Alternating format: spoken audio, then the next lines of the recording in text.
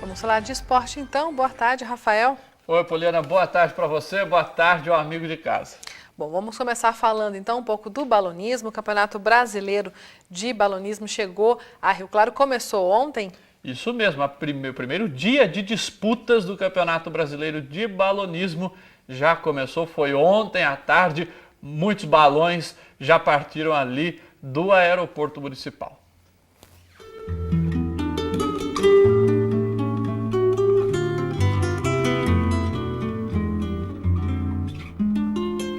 O céu azul de Rio Claro ganhou novas cores esta semana. Até domingo, os balões pintam o céu da cidade no Campeonato Brasileiro de Balonismo. Aqui, precisão é fundamental para vencer. São duas provas absolutamente técnicas, onde a navegação, né, que a equipe fez antes de decolar, né, e o piloto cumprir o plano da navegação é fundamental. Ontem à tarde, as equipes partiram para o primeiro voo competitivo. Cada um dos 25 competidores fez duas provas no mesmo voo. As provas de campeonatos aqui no Brasil estão ficando mais virtuais. Antigamente tinha marquinha que você jogava, hoje não. Você faz tudo em competição, tudo em cima de um computador, de um GPS, é bem técnico hoje. O balão subiu e a equipe tem de ir atrás, ou melhor, embaixo, para acompanhar os companheiros que estão sobrevoando o céu de Rio Claro. Céu que, segundo os próprios competidores, favorece a prática do balonismo. Rio Claro, inclusive, que a gente fala, com neblina ou sem neblina é perfeito. Então de manhã apresenta um pouquinho de neblina, mas à tarde ele limpa. O único problema do voo da tarde é que ele é imprevisível, né? Ele tem muito vento parado, então você programa uma prova e acaba acontecendo outra. O Campeonato Brasileiro pode ser considerado uma prévia do Mundial que vai acontecer aqui mesmo em Rio Claro no mês de julho.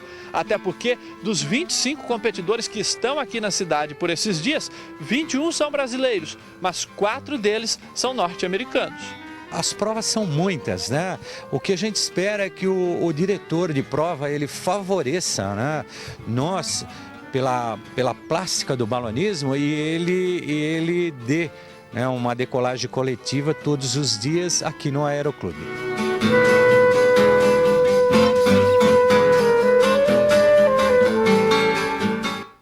Gostei desse, Rafael. Gostou Amarelo desse, de borboleta, adorei. É bonito, é bonito. Bom, todos os dias, então, até domingo, tem sempre o voo logo, né, o briefing às 6 da manhã, Isso. o voo lá por volta de umas 6h30, 7 horas, e depois à tarde tem um outro voo, por volta das 4 horas, os balões, então, de novo, no céu. É só Aí o você olhar local, pro né, alto, isso aí varia, depende da prova, depende das condições climáticas. E, bom, tem a equipe da TV Claré, que se tudo der certo, voará hoje à tarde, trará uma matéria especial para você, Rafael. O coração está disparado? É, ele falou um negócio aí, né, de que à tarde os voos são imprevisíveis. Eu não gostei muito, né, dessa informação. Dá tempo de descer do balão ainda. Mas vamos lá, é uma aventura diferente, vamos ver o que é que dá isso daí. Tenho certeza que você vamos vai ver se gostar. amanhã eu tô aqui, né? Estará com certeza, viu? Bom, mudando de modalidade, vamos falar um pouquinho de basquete. O Rio Claro joga hoje pelo Campeonato Paulista. É isso mesmo, o time vai jogar contra o Osasco, que está mal na competição, mas um time que está reforçado para enfrentar Rio Claro.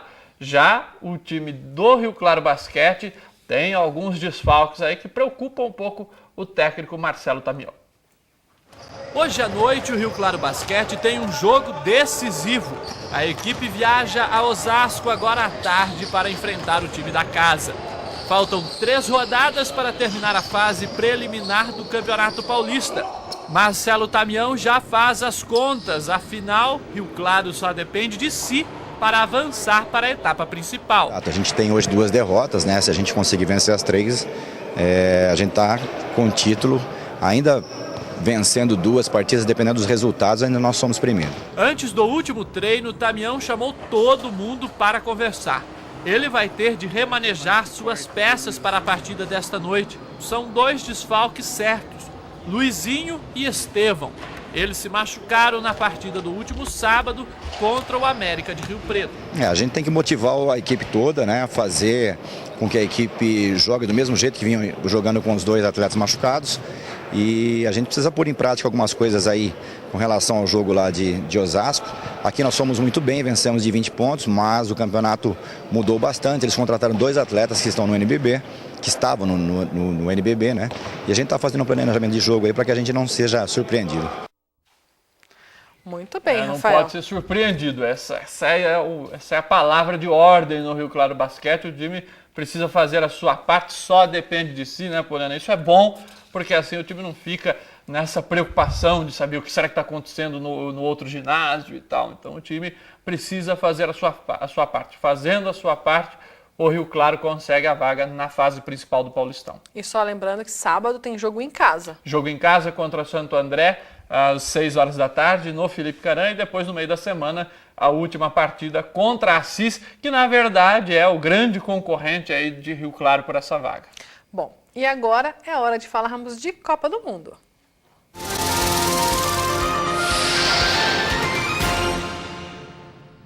Falando de seleção brasileira, Rafael, muitas informações para esta quinta-feira? Olha, a principal informação aí de hoje é que o meio Oscar ele foi liberado ontem, após o treino da tarde, para acompanhar o nascimento da Júlia, que é a primeira filha dele, né? O Oscar é bem jovem, mas a primeira filha já está nascendo, ele que é ali de Santa Bárbara do Oeste. A menina vai nascer em Campinas, né? Estava previsto para hoje o nascimento da filhinha do Oscar. Ele se reapresenta diretamente em São Paulo hoje à noite, para o amistoso de amanhã contra a Sérvia no Morumbi. Então, por conta da ausência do Oscar lá na Granja Comari, o Felipão utilizou o William no treino de hoje de manhã em Teresópolis. O trabalho foi feito ali em campo reduzido, aquela coisa mais tranquila, né, na véspera de jogo. Daniel Alves, que sentiu as costas depois de uma pancada na atividade de ontem, ele já treinou hoje, mostrou que o lance parece não ter sido nada sério, viu, Poliana? Muito bem, assim a seleção continua, né, sendo motivo aí a Copa do Mundo, pautando as nossas notícias aqui. E o Oscar, que foi muito aí festejado pelos companheiros, pelo próprio Felipão, o pessoal carregou ele no colo, assim, como se fosse um bebê e tudo mais. Boas-vindas para a Júlia, né? Pois é. Bom, nós temos notícias ainda da seleção, Thiago Silva, falando em entrevista para a TV CBF? Isso mesmo. E olha, Poliana, rasgando elogios pro chefe, né? Vamos ver o que ele falou, né? O que ele falou do Felipão. Olha, o Felipão, ele tem um perfil muito doce, né?